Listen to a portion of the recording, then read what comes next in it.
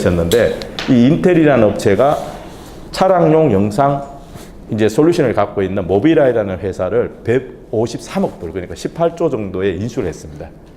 그래서 이게 엄청난 그겁니다. 왜냐하면은 모빌아이가 지금 매출이 보면은 몇 조하고 이런 회사가 아니고 몇 천억 정도 하는 회사거든요. 근데 그거를 이제 미래 가치를 보고 이제 인텔이 그 M&A를 했던 겁니다. 그 제가 일본에서 미쓰비시 자동차에서 근무할 때 2001년에 모빌아이라는 회사를 만났는데 그때 한 4, 50명밖에 안 되는 벤처였습니다. 그래서 불과 한 16년 만에, 17년 만에 이만큼 이렇게 성장하는 거 보면은 한편으로는 굉장히 부럽고요. 왜냐하면 그런 생태계가 구축되어 있는, 거기도 이제 시작이 어디냐면 이스라엘 업체이기 때문에 유태 자본들이 계속 걔를 이제 몇 년 동안 케어를 해줬던 겁니다. 근데 우리는 이제 그런 뭐냐면 이렇게 생태계가 안 돼 있는 게 좀 아쉽고 그렇고, 또 한편으로는 걱정도 되는 부분도 있습니다. 너무 많은 이제 거품 좀 이렇게 기대를 하지 않냐 생각도 있고요. 그래서 최근에 이제 중요한 거는 이렇게 이제 자동차의 패러다임이 바뀌고 있다는 거에 대해서는 거부할 수 없는 것 같습니다. 그래서 이걸 이제 조금 더 이제 현재하고 미래 어떻게 바뀌냐를 조금 이제 정리를 했습니다. 현재도 저희가 보면은 차량에 몇 가지 센서가 이렇게 탑재가 돼서 운전을 지원해주는 이런 지금 자동차가 출시가 되고 있습니다. 그러니까 현대 기아 자동차에 보시면은 대부분 차에 보면은 카메라가 다 달려 있고요. 그리고 거기 보면은 레이더라고 해서 이제 전파 레이더가 이렇게 달려 있습니다. 그래서 차 스스로 뭐냐면은 차간 거리를 이렇게 자동으로 이제 제어를 해준다든지, 그 말은 뭐냐면 운전자가 브레이크 페달이나 엑셀 페달을 밟지 않아도 차가 스스로 알아서 차간 거리를 유지해주는 그런 기술이 벌써 양산이 되고 있습니다. 그런데 여기 이제 조금 더 나아가서 시장에서 지금 요구하고 있는 거는 이 정도의 운전 지원이 아니고 아예 자동차 내에서 뭐냐면 하나의 새로운 공간을 요구하는 겁니다. 그리고 새로운 뭐냐면은 사회 공존 어떤 관점에서 뭐 여기서 모바일 오피스를 요구한다든지 이런 생활이나 사물을 볼 수 있는 이런 공간을 요구하는 겁니다. 그 여기 지금 대표적인 걸 제가 이렇게 두 개를 보여드리는데, 이게 이제 제네바 모터쇼가 이제 매년 3월에 있는데요. 이번 3월에 이제 폭스바겐에서 이제 전시해 있는 ID 비전하고 그리고 르노의 이지고라는 차입니다. 그래서 여기서는 차에서 실제 사람들이 타서 그냥 자동주행 모드로 해두고 나서 거기서 회의를 한다든지 이런 컨셉을 보여주는 겁니다. 그래서 이렇게 지금 뭐냐면 자동차가 발전하고 이렇게 패러다임이 바뀌는데, 그러면 거기에 중심의 매개체가 뭐냐면 이 스마트카가 바로 여기에 해당하는 겁니다. 커넥티드 카, 스마트카가. 그래서 지금 우리의 제조업 관점의 자동차가 앞으로 이제 미래로 봤을 때 이런 융합산업 관점에서 이렇게 새로운 뭐냐면은 먹거리를 만들 수 있는 그게 이제 스마트카, 커넥티드 카가 있다고 보시면 되는 겁니다. 그래서 지금 우리가 좀 안타까운 거는 우리 자동차도 어느 정도 하고 있고요. 그리고 통신 인프라 같으면 세계 최고 수준이지 않습니까? 그죠? 그런 또 도로 인프라도 그래 나쁘지도 않고, 그래서 이런 자동차 인프라하고 융합해서 새로운 먹거리 만들 수 있는 좋은 환경인데, 이게 지금 아직도 보면은 구체화되지 않고 제자리 그럼 계속하고 있다는 게 조금 아쉬운 부분입니다. 그럼 여기 지금 보여드리는 게 이게 이제 미쓰비시 종합연구소에서 보이는 스마트카, 커넥티드카의 어떤 미래상으로 보시면 됩니다. 제가 조금 전에 말씀드린 바와 같이 제조업이 아니고 이거는 융합산업 관점에서 이제 보셔야 된다는 게, 여기 보시면은 여러 이동체가 있을 수 있습니다. 하나는 뭐냐면 승용차도 될 수 있고요. 그리고 여기 이제 버스도 될 수 있고, 그리고 여기 트럭도 될 수 있는데, 얘가 다 지능을 갖는 겁니다. 지능을 갖고, 그리고 얘가 이제 여기 보면 탑재되어 있는 센서라든지 이런 정보를 다 여기 가상의 공간에다가 다 올려서 같이 공유한다 그러면은 엄청난 뭐냐면은 제가 데이터를 가지고, 빅데이터를 가지고 이 서비스 사업 모델이라든지 새로운 뭐냐면은 이제 그 컨텐츠를 만들 수가 있거든요. 그래서 여기 보시는 바와 같이 스마트카는 지금 뭐냐면 부품이 새롭게 개발되어 제조업 중심으로 관련 산업의 저변이 확대된다는 뜻이, 앞으로 뭐냐면 데이터 비즈니스가 일어날 수 있는 자동차 분야에서 그런 하나의 큰 매개체가 스마트카라고 보시면 되겠습니다. 그래서 여기 이제 하나의 예를 보시면, 이 차량이 이렇게 주행하다가 교량에 예를 들어서 클랙이 일어나서 이 문제가 생기는 경우가 있습니다. 그리고 아니면 도로에 보면은 여러분 잘 아시지만은 갑자기 맨홀도 있고, 그리고 차선이 지워져 있는 부분 이런 거 있지 않습니까? 그러면은 자동차에 있는 영상 센서나 이런 센서를 가지고 여기 클라우드 쪽에다가 이걸 정보를 올려주는 겁니다. 어떤 지역에 도로가 지금 관리가 안 되고 있다. 그러면 그게 한 대, 두 대, 여러 대 모이면은 결국 그게 여기서 그 메인터넌스 하는 유지보수하는 쪽에다가 이제 연락을 해서 자, 어느 지점에 이런 문제가 있으니까 당신 빨리 가보세요. 이렇게 할 수가 있습니다. 그래서 저희 지금 같이 뭐냐면은 연말 되면은 도로 막 보수하고 이럴 필요가 없는 겁니다. 그래서 이제 그런 게 하나 예라고 보시면 됩니다. 그래서 이제 스마트카는 제가 조금 전에도 말씀드렸지만 자동차하고 인프라하고 융합 산업입니다. 그러면은 그 융합 산업 관점에서 세 가지의 하나의 시스템으로 구성이 되는데 하나가 뭐냐면 도로 인프라가 중요한 부분입니다. 그래서 인텔리전트 트랜스포테이션 시스템은 지능형 교통 시스템입니다. 그래서 도로에다가 뭐냐면은 도로를 고도화하는 겁니다. 그래서 사고가 많이 일어나는 예를 들어서 이제 그 터널 출구라든지 아니면은 뭐 산사태가 많이 난다든지 아니면 교통 체증이 심한 이런 곳에다가 노변에다가 센서를 둬서 그 상황을 뭐냐면은 검지해가지고 이걸 이제 후방에 여기 이제 접근하고 있는 차량에다가 이거 알려주는 겁니다. 그 노변 기준을 통해서 알려주면은 그러면 이제 제가 미리 적절히 대응을 할 수가 있거든요. 그리고 또 하나가 이번에 우버 자율택시 사고 났는 거 있지 않습니까? 그것도 하나 여기로 이걸로 보시면 됩니다. 만약에 예를 들어서 이제 그거는 이제 커넥티드 비클 시스템에 좀 가까운데요.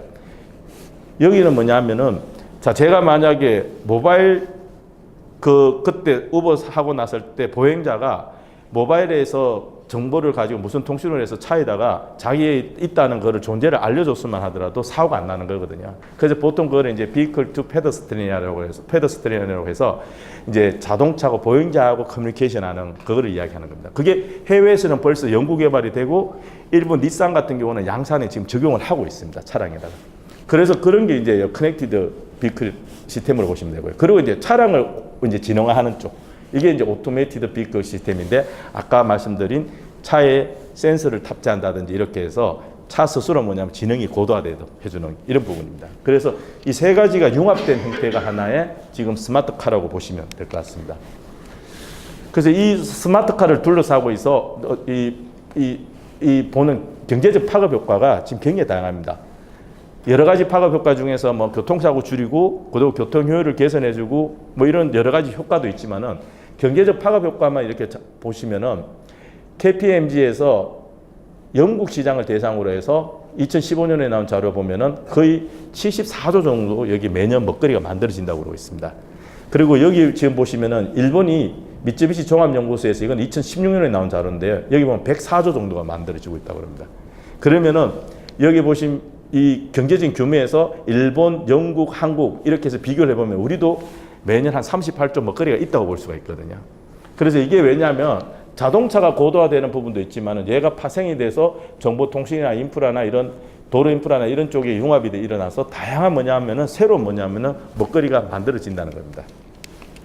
예, 그래서 이제 산업 현황을 좀 말씀을 드리면 스마트카를 크게 나누면은 이제 설명하기 좋기 위해서 이제 두 가지로 나눕니다. 하나가 뭐냐면 이제 커넥티드 카, 두 번째가 자율주행차 이렇게 되죠. 왜냐하면 자동차라는 그 자체가 주행 안전성과 운전 편의성 두 가지가 항상 키워드거든요. 그래서 이제 주행 안전성 관점에서는 자율주행차로 보시면 되고 운전 편의성은 커넥티드 카로 보시면 됩니다. 그럼 이 커넥티드 카가 뭐냐면은 아까 지금까지 설명드린 내용에 보면은 데이터의 모든 원선이 어디에 있냐면 실제 차에 있는 게 아니고 얘가 클라우드에 있는 겁니다. 외부에. 인프라에 있다는 겁니다. 그럼 그 인프라에 있는 정보를 제가 잘 활용만 하면은 지금까지 없던 뭐냐면 차량의 기능이라든지 서비스를 제공해 줄 수가 있는 거거든요. 그래서 뭐냐면은 여기 이동통신의 네트워크 기술을 이제 결합을 하는 겁니다. 그러면은 저희가 가지고 있는 어떤 차에 있는 정보보다도 SK텔레콤이나 KT가 가지고 있는 정보가 더 많습니다. 그럼 그 정보를 제가 이용을 해서 새로운 뭐냐면 차량의 서비스를 제공해 주는 게 바로 여기 커넥티드 카라고 보시면 됩니다. 그리고 두 번째 이제 보시면은 이 데이터 소스가 어디에 있습니까? 외부에 있는 거지 않습니까? 그 외부에 있는 걸 가지고 제가 활용을 할 때 아직은 불안하잖아요. 그죠? 그 외부의 데이터에 대한 신뢰가 100% 확실하지 않으니까. 그래서 뭐냐면 주로 지금 커넥티드 카 관련 쪽의 서비스 쪽은 차량을 유지 보수해 준다든지 아니면 항법, 내비게이션, 예, 그리고 커뮤니케이션, 멀티미디어라든지 이런 게 음악을 듣는다든지 자기가 좋아하는 이런 쪽에 아니면은 뭐 저기 검색을 한다든지 이런 형태의 뭐냐면 인포테인먼트라고 해서 주로 뭐냐면은 정보 제공 쪽에 관련된 서비스가 주를 이루고 있습니다. 그러면은 반대로 이야기하면은 이쪽은 차량의 안전하고 관련된 거는 약간 비켜나간다고 보시면 되거든요. 왜냐하면은 아직 통신에 대한 지연이라든지 또 통신이 갑자기 끊길 수도 있고 정보가. 그래서 이런 쪽에 초점이 잡혀져 있습니다. 그 말은 반대로 이야기하면요. 여기에 해당하는 서비스는 상용화되기가, 사업화되기가 쉽다는 겁니다. 그래서 저희가 작년에까지 한 3년 동안 과기정통부의 IoT 실정 사업 관련해서 커넥티드 카 관련 쪽에 실정 사업을 했습니다. 근데 그게 승용차뿐만 아니고 우리 보통 말하는 이제 대형 버스 그리고 거기에 이륜차, 예, 오토바이 있지 않습니까? 이런 거에서 확대를 해보니까 매년 10개씩 서비스 사업 모델을 만들어서 그걸 가지고 실제 실정 사업을 통해 가지고 사업을 이렇게 지원해 줬더니 거기서 여러 가지 뭐냐면은 성과가 나오더라고요.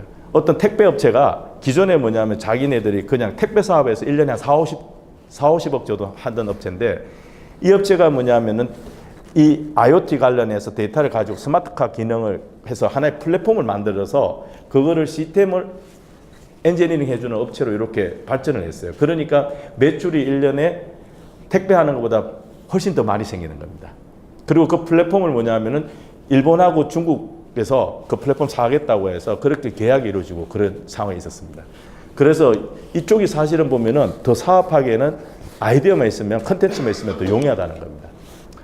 그리고 처음에는 비즈니스가 어떻게 일어나냐면 자동차 업체들이 이걸 다 먹으려고 그랬어요.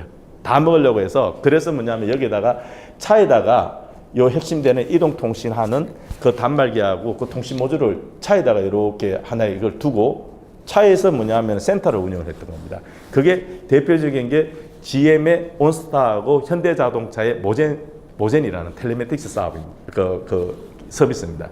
근데 그걸 하다 보니까 한 번 살 때 뭐냐면 단말기 하나가 400만 원 정도 줘야 되고 매달 뭐냐면 그 이용료를 3만 원 정도 내야 되니까 사람들이 안 쓰는 겁니다. 너무 비싸서. 그리고 뭐냐면 정보가 예를 들어서 서비스가 이게 업데이트되고 새로 뭐냐면 빨리빨리 하면 좋은데 그게 한 번 살 때 처음에 자기가 샀는 거나 별반 다를 게 없이 계속 이게 그 서비스 지원이 되니까 사람들이 이제 멀어지는 겁니다.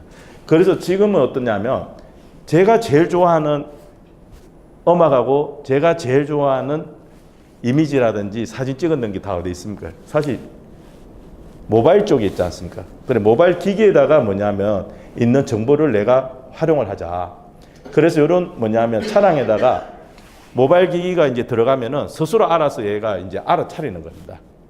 그러면서 뭐냐면은 여기에 있는 음악을 자연스럽게 그냥 듣고 그리고 여기 필요한 뭐냐면은 저기 연락처를 제가 콜만 하면 불러서 연결해 준다든지 이런 형태로 지금 바뀌는 겁니다. 네, 그래서 최근에 지금 보시면은 이 관련 쪽에 이런 모바일 기기의 어떤 중요성이 계속 대두되고 있는 겁니다. 그리고 여기 이제 기술 동향 관련해서는 핵심되는 게 뭐냐면 서비스 플랫폼을 구축하고 거기에 맞는 컨텐츠를 적절하게 잘 만들어주는 기업이 앞으로 이게 살아남을 것 같습니다. 그게 뭐냐면 자 우리가 스마트폰을 나왔을 때 지금 나왔는 거하고 그리고 지금 3G 나온 거하고 보면은 지금 기능이 엄청 많이 올라왔잖아요. 그러면은 돈이 좀 비싸더라도 제가 이거를 구매하지 않습니까? 그 최근에 갤럭시 지금 S9 같은 경우는 카메라 성능이 훨씬 좋아졌거든요. 저조도에서도 이게 다 되고 하니까. 그러면은 그 기능이 있기 때문에 그걸 사는 거지 않습니까? 그거하고 똑같습니다. 그래서 그런 뭐냐면은 이 서비스 플랫폼을 잘 구축해주고 컨텐츠가 잘 올라올 수 있도록 새로운 기능이 올라올 수 있도록 해주면은 이게 지금 그쪽에 이제 다 집중하고 있다고 보시면 됩니다. 그래서 여기 보면 이제 현대자동차가 이 스마트폰을 이용해서 차량 원격 진단을 하는 겁니다. 제 차에 어떤 게 문제가 있는지, 공기압이 어떻게 되어 있는지, 그리고 또 오일 교환이 어떻게 되는지를 다 이거를 이제 스마트폰을 가지고 이용할 수 있도록 그래서 스마트 텔레메틱스라고 해서 블루링크 서비스를 지금 북미에다가 지금 벌써 하고 있습니다. 지금. 그리고 여기 보시면 이제 GM도 기존에 하던 온스타가 별로 이게 인기를 못 얻으니까 여기에 스마트폰하고 연계되는 이런 기능을 넣는 겁니다. 그래서 뭐냐면 마이링크 앱샵이라고 해서 이걸 지금 서비스 해주고 있고요. 그리고 포드 같은 경우도 지금 보면 음성인식 기능을 넣어서 여기서 비상연락이라든지 이런 거를 지금 다 하도록 지금 되어 있고요. 그리고 볼보 같은 경우는 약간 커넥티드 디바이스 부분을 좀 더 강화해서 센서스 커넥티드 터치라고 해서 이런 부분을 다 지금 하고 있는 겁니다. 그래서 이게 지금 북미에서 지금 실제 양산이 되고 일반 사람들이 사용하는 더 지금 내용입니다. 자, 그럼 이제 자율주행차로 조금 더 넘어오면요. 이쪽은 조금 어렵습니다. 왜냐하면은 안전하고 관련되기 때문에. 특히 이번에 우버 자율택시 같은 경우 사고 나서 사망했지 않습니까? 그죠? 그리고 테슬라도 지금 거기 사고 나서 이번에 탑승자가, 운전자가 사망하고 이런 사건이 났는데 그 탑승자가 오토파일럿이라고 해서 자율주행 모드를 이제 거기 켜고 있었다는 이야기가 있거든요. 그러면 이게 어떠냐면 지금 자율주행 관련해서는 현재 지금 어떠냐면은 저희가 차량에 이렇게 센서를 달아서 주변을 감지하는 수준입니다. 이걸 그래서 뭐냐면은 로컬 인텔리전스라고 해서 차 중심에 뭐냐면은 지능을 고도화하는 걸로 보시면 되는 겁니다. 그래서 지금 이 정도 수준인데 그래서 현대자동차에 지금 양산되고 있는 하이웨이 드라이빙 어시스트라고 해서 고속도로에서 자율주행 지원하는 거는 손발을 사실 동시에 두 개를 뗄 수가 있습니다. 그럼 전방은 계속 운전자가 모니터링을 하고 그 정도 수준인데 얘가 이제 레벨 3, 4라고 해서 이게 자동화의 레벨이 이제 이렇게 진화하는 겁니다. 이렇게 진화하는데 여기 3부터는 뭐냐면은 눈을 뗄 수 있는 자율주행 자동차입니다. 순간적으로 눈을 뗄 수 있고 여기는 이제 완전히 눈을 뗄 수 있는 거거든요. 그러면은 눈을 뗄 수 있다는 거는 멀리 봐야 되지 않습니까? 더 많은 정보를 가지고 제가 이거를 이제 경로도 만들고 그리고 차도 주행을 해야 되니까 그래서 여기는 뭐냐면은 차에 탑재되어 있는 센서만 가지고는 불안정하다는 겁니다. 그래서 뭐냐면 외부에서 정보를 주는 겁니다. 왜? 여기 지금 탑재되어 있는 센서는 최대 볼 수 있는 게 200m밖에 못 봐요. 200에서 250m밖에 못 보니까 1km 뒤에 있는 어떤 상황이라든지 도로 상황이라든지 이런 걸 전혀 모른다는 겁니다. 그래서 그거를 뭐냐면은 인프라에서 주든 아니면 차량끼리 서로가 통신을 하든 네, 이렇게 해서 뭐냐면은 얘를 지능을 더 고도화시키는 겁니다. 이게 뭐냐면 글로벌 인텔리전스라고 이름을 붙이는 겁니다. 더 많은 영역을 이제 넓은 영역을 제가 이제 정보를 갖고 이제 운행을 한다고 해서 그래서 이번에 우버 택시가 자율 택시가 이게 굉장히 지금 논란이 되는 게 우버가 이거를 매스컴에다가 선전할 때 SA 레벨 4라고 그랬어요. 그 하이 오토메이션. 그 하이 오토메이션이라고 이야기했는데 하이 오토메이션은 저기 다음에 보시면요. 레벨 4는 긴급시 운전 주도권을 누가 가지냐 하면은 사람이 아니고요. 시스템이 갖는 겁니다. 그 말은 뭐냐면은 긴급한 상황에도 기계가 자동차가 스스로 알아서 뭐냐면은 주행을 해야 되는 겁니다. 근데 이번에 사고 났는 걸 보면은 이제 거기 드라이버가 부주의를 했다 이런 이야기를 하는데 그러면 그건 레벨이 SA 레벨 4라고 이야기하면 안 되는 거죠. 그건 뭐냐면 이 정도밖에 안 된다는 겁니다. 그래서 지금 그 우버 자율 택시는 실제는 로컬 인텔리전스 정도 수준의 SA 레벨 이 정도밖에 안 되는데 얘네들이 이제 투자를 유치하려고 얘를 4로 이제 둔갑시킨 하나의 대표적인 예가 되는 겁니다. 그러니까 이제 우버도 책임을 100% 뭐냐면은 없다고 이야기할 수 없는 겁니다. 예. 자, 그리고 여기에 보시면은 자율주행에 대해서 지금 매스컴에서 굉장히 좀 착시 현상을 일으킵니다. 왜냐하면은 우리나라 같은 경우 특히 정부가 조금 나서서 좀 착시 현상을 일으키는 부분도 있어요. 그러니까 2000년 초만 되면은 조금 전에 말씀드린 SA 레벨 3 정도가 실제 양산될 것 같이 이야기를 합니다. 그 말은 뭐냐면은 조건부로 컨디셔널하게 내가 눈을 뗄 수 있는 거거든요. 그 눈을 뗄 수 있는 그렇게 지금 된다 그러는데 실제 그게 그렇게 쉽게 그렇게 되지는 않습니다. 그래서 이 로드맵 관련해서 실제 양산되는 시점에 대해서 여러 가지 이야기가 많은데 저희가 조금 신뢰하는 거는 EPOSS라고 해서 이거는 유럽 스마트 시스템 플랫폼 협의체인데 여기에 자율주행차 관련해서 협의체의 멤버들이 누구냐면 자동차 업체입니다. 벤처, BMW, 아우디 이런 업체가 그 업체들이 이야기하는 로드맵은 보면은 고속도로 상에서 자율주행 관련해서 운전자가 완전히 눈을 떼고 기계가 알아서 다 하는 정도 시대는 2025년쯤 되면은 이제 시장이 열릴 거라는 겁니다. 그리고 도심 내는 이게 더 복잡하니까 한 5년 뒤에 올 거라는 거고, 그리고 완전한 자율주행 같은 경우는 얘네들이 오토노머스 카라고 했는데 여기 보면 연도가 없어요. 그 말은 자기네들도 잘 모르겠다는 이야기입니다. 실제 뭐냐면은 영국의 미래학자가 2년 전에 네일 하몬드 박사라고 오셨는데, 그분도 지금 이 관련해서 로드맵에 관련해서 레벨 5 정도 되면은 그거는 공상에 나오는 이야기 정도다. 그래서 레벨 4도 굉장히 어렵다는 이야기 하시는니다. 그리고 저희가 여기 보시면 이포스의 자료에 보면은 모든 게 실제 인더스트리 사업화가 되기 위해서는 기술 개발이 있어야 되고, 그러고 나서 여러 뭐냐면 사회적 합의를 만들기 위한 데모가 시연이 있어야 되고요, 실정이. 그리고 나서 이제 그 관련된 안전 기준도 이제 만들어지고, 그게 인증 체계도 만들어져서 이제 인더스트리로 되는데, 이게 거의 시간이 한 10년이 정도 걸린다는 겁니다.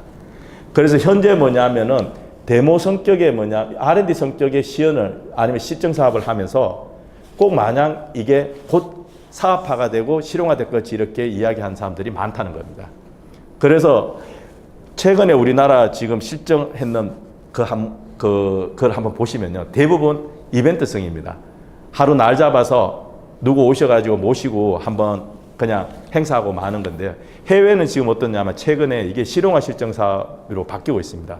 그 실용화 실정 사업은 뭐냐면은 그 사업 실정 사업을 하는 주체가 누구냐면은 그 사업을 할 사업자입니다. 사업자가 직접 그거를 뭐냐면은 이제 책임을 지고 하는 겁니다. 그러다가 보면은 실정 사업 하다 보면 사고도 나고 사회적인 어떤 문제도 합의할 사항도 생기고 하지 않습니까? 그거는 누가 하냐면 사업자가 이제 풀어나가. 그거 하는데 이제 정부에서는 도와줄게. 두 번째는 뭐냐면은 일반 이용자가 참여하는 겁니다. 그냥 연구원들이 해서 레포팅 했는 거는, 보고서 냈는 거는, 이거는 다 뭐냐면 사실은 좋게밖에 못하지 않습니까? 일반 이걸 전혀 모르는 사람들이 사용해봐서 거기에 대해서 이게 장단점이나 이게 불편한 걸 이야기를 해줘야지, 그게 어떻게 보면은 사업화가 되고 실용화가 될 수 있는 거지 않습니까? 그리고 세 번째가 뭐냐면 상시 운행입니다. 그냥 날 잡아서 뭐 도로 차단하고 그러고 나서 그냥 행사 한번 하고 또 한번 많은 이런 게 아니고요. 일반 차량하고 같이 혼재하면서 일어날 수 있는 사회적인 문제가 뭐냐, 이런 거를 다 모니터링하고 그걸 해결해 나가는 형태로 지금 바뀌고 있습니다. 그래서 저희도 지금 실정 사업 관련해서는 실용화 관점에서 좀 접근해야 되지 않나 생각됩니다. 그래서 여기 보면은 이제 업체 동향 관련해서 좀 정리를 했는데요. 구글, 애플 열심히 하고 있는데, 여기 이제 바이두라고 해서 중국 업체가 엄청나게 여기 열심히 투자를 하고 있습니다. 그래서 중국이 우리나라보다 앞섰다고 생각하시면은, 뒤졌다고 생각하시면 그거는 큰 잘못입니다. 중국이 오히려 우리보다 훨씬 지금 자동차 분야에서는 더 앞서 있습니다. 세계 생산 1위국이 어디냐면은 중국입니다. 전 세계적으로 1년에 9,300, 400만 대 정도 생산되는데요. 거기에 2,700만 대가 중국에서 하고 있어요. 근데 중국이 무서운 거는 매년 뭐냐면 한 10% 정도 계속 성장합니다. 안타깝게도 우리나라가 세계 5위 자동차 생산국에서 지금은 6위로 떨어졌습니다. 그 5위가 이제 인도거든요. 근데 무서운 거는 7위가 멕시코입니다. 멕시코하고 저희하고 지금 4만 대밖에 차이 없습니다. 그래서 올해 아마 7위로 저희가 떨어지지 않을까, 이런 걱정도 있습니다. 그리고 여기 보시면 이제 테슬라, GM, 도요타, 르노 이렇게 자동차 업체들이 열심히 지금 여기 관련돼서 이제 모델을 내는데요. 저희가 원래 조금 이제 눈여겨보는 거는, 도요타가 매년 라스베가스에서 이 하나의 쇼가 있습니다. 큰 쇼가. 연초에 있는 CES라고 해서, 그 CES에 이런 이팔레트라는 이 차를 출품을 했습니다. 그러면서 도요타가 선언했는 게 뭐냐면, 우리는 자동차 제조업이 아니고 모빌리티 서비스 플랫폼 업체야. 앞으로 그렇게 바뀔 거야. 그래서 여기 관련된 지금 뭐냐면 서비스에 대한 사업 모델에 대해서 얘가 주장하는 겁니다. 그게 가능한 게 뭐냐면, 도요타는 이걸 준비하기 위해서 10년 넘게 뭐냐면은 마이크로소프트사하고 빅데이터 센터를 구축했어요. 그게 도요타 스마트 센터라는 겁니다. 그게 모든 데이터가 다 모이는 겁니다. 아까 제가 가상 공간에서 모인다 했지 않습니까? 그러니까 이게 원하는 서비스 사업자들한테 자기들 맞춤형으로 그걸 지원을 해줄 수가 있거든요. 네. 근데 최근에 이제 이걸 빨리 너무 거품 있게 하다 보니까 이런 예상치 않은 사고가 나는 겁니다. 이게 이제 테슬라 사고가 2016년에 한 번 있었고요. 사망 사고가. 그리고 올해 또 있었습니다. 그리고 이게 우버 사고입니다. 올 3월에. 그래서 이게 안타까운 게 보행자가 여기 자전거를 타고 가지고 여기 무단횡단을 했어요. 무단횡단을 했는데 결국 이 차가 그걸 감지를 못하고 65km로 그냥 이제 추돌 사고가 일어나서 이제 사망을 했는 경우거든요. 그래서 좀 안타까운 게 자동차 기술뿐만 아니고 인프라 기술까지 연계해서 만약에 했었더라면 이런 안타까운 사고는 없었을 건데 하는 아쉬움이 있습니다.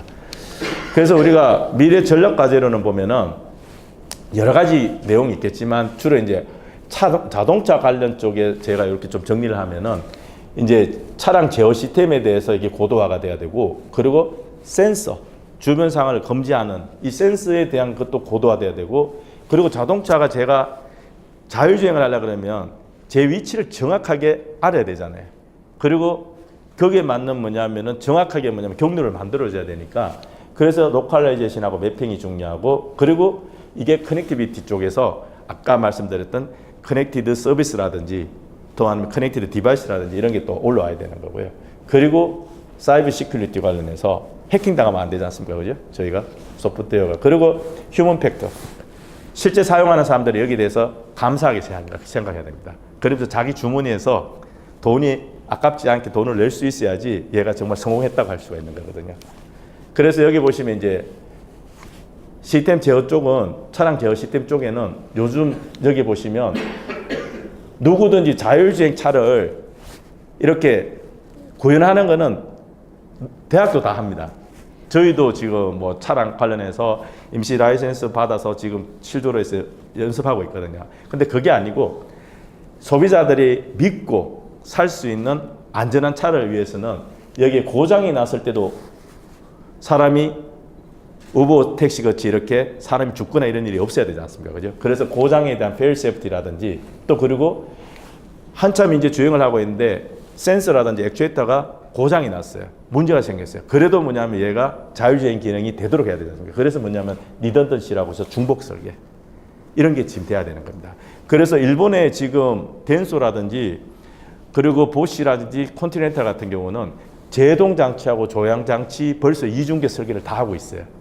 그 말은 뭐냐면은 우리 지금 한국에 있는 자동차는, 현대기아는 자율주행하다가 제동 장치에 문제가 생기면은 방법이 딱 하나밖에 없습니다.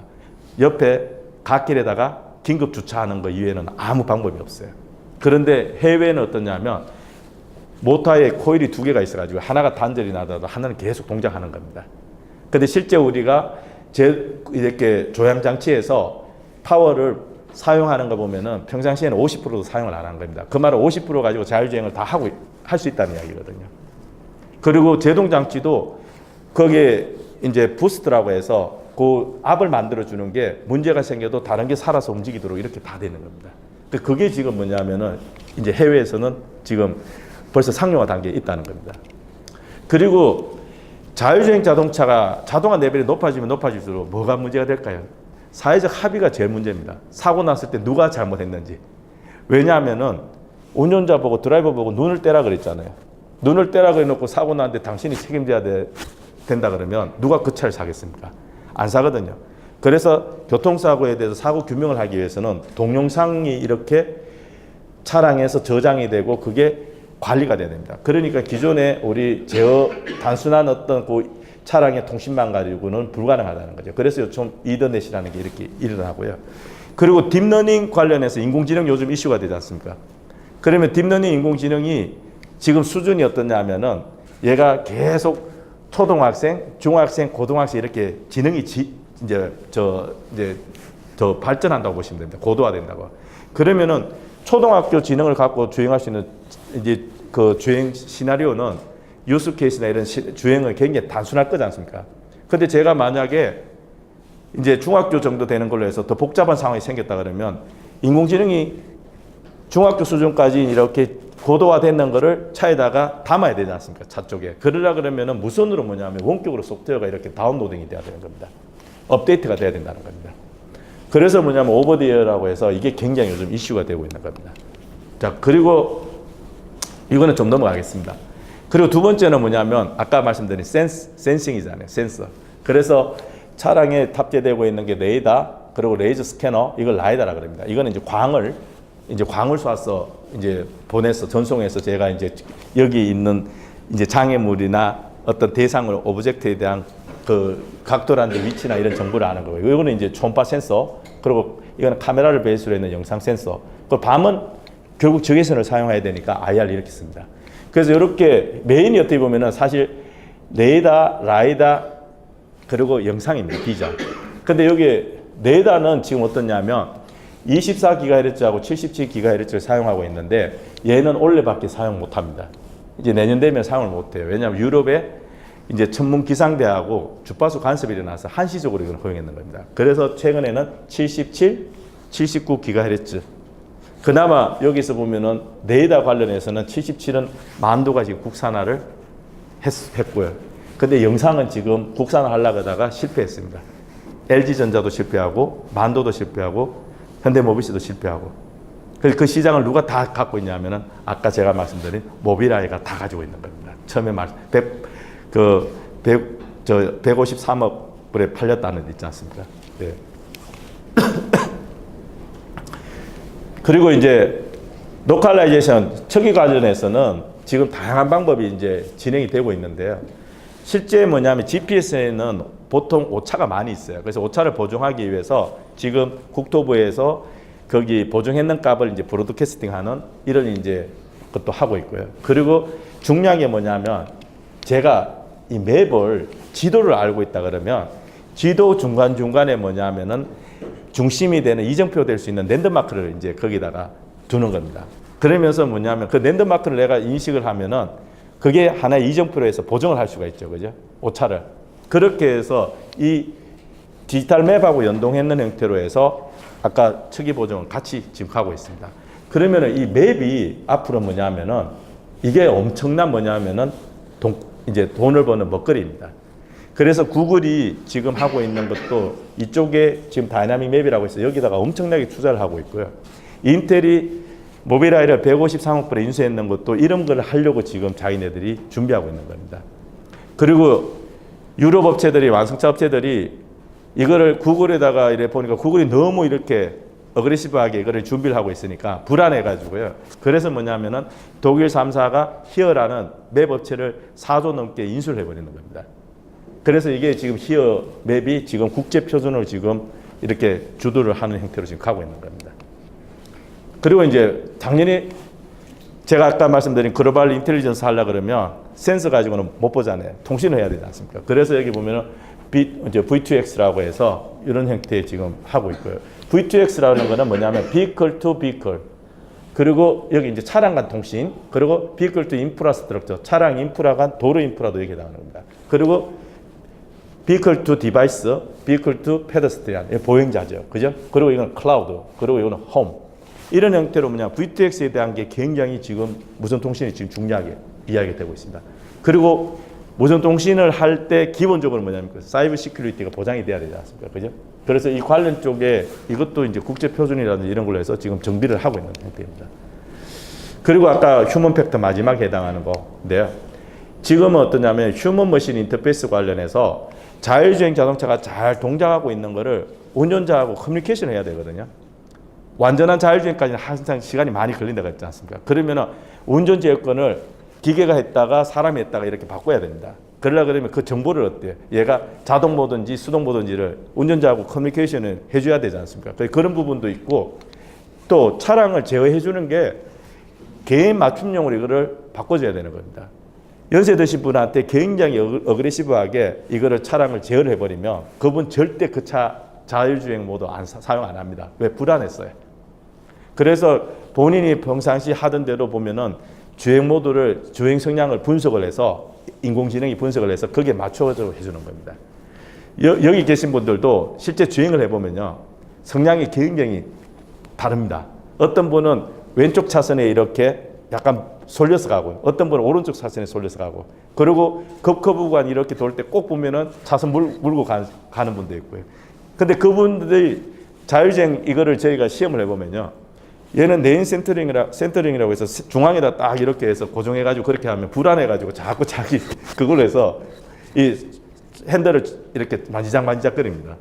그게 이제 사람의 어떤 성향이거든요. 그걸 이제 다 고려를 해줘야 된다는 겁니다. 예, 그래서 대응 방안은 저희가 융합산업입니다. 이거는 융합산업이기 때문에 사회를 바꿔야 돼요. 자꾸 차 스마트카, 커넥티드카라고 해서 차만 보시는데 그러면 안 되고요.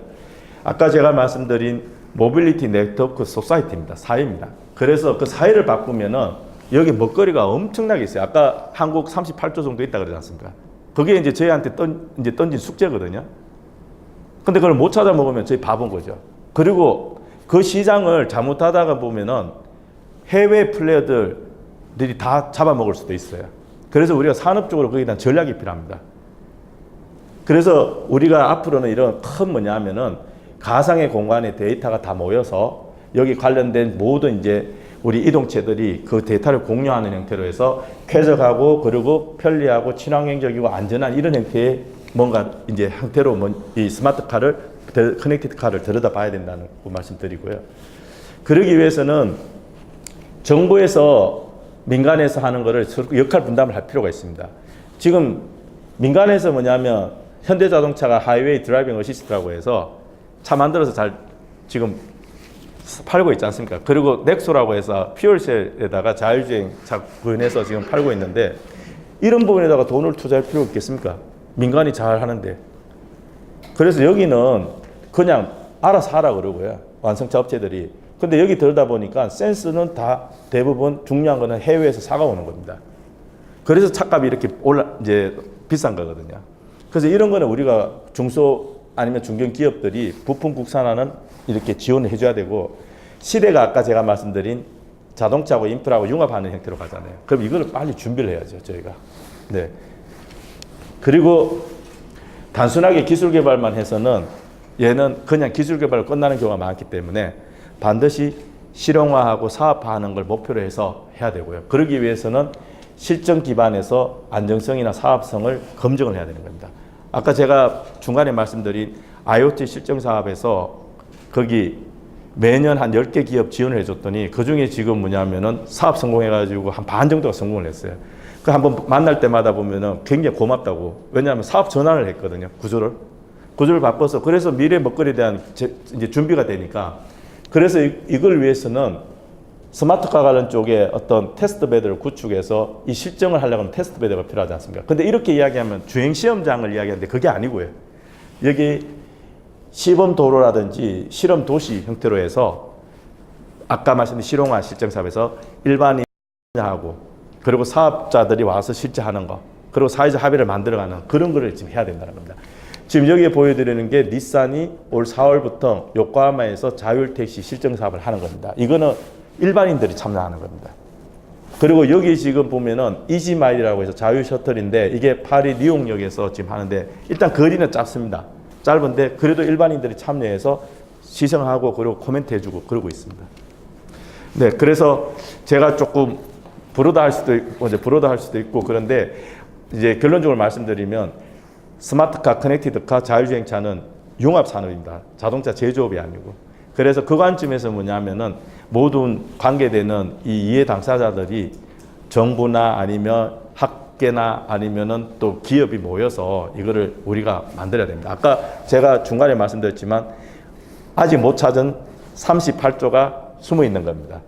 그걸 이제 찾아내야 된다는 겁니다. 예, 이걸로 마치도록 하겠습니다. 네, 감사합니다.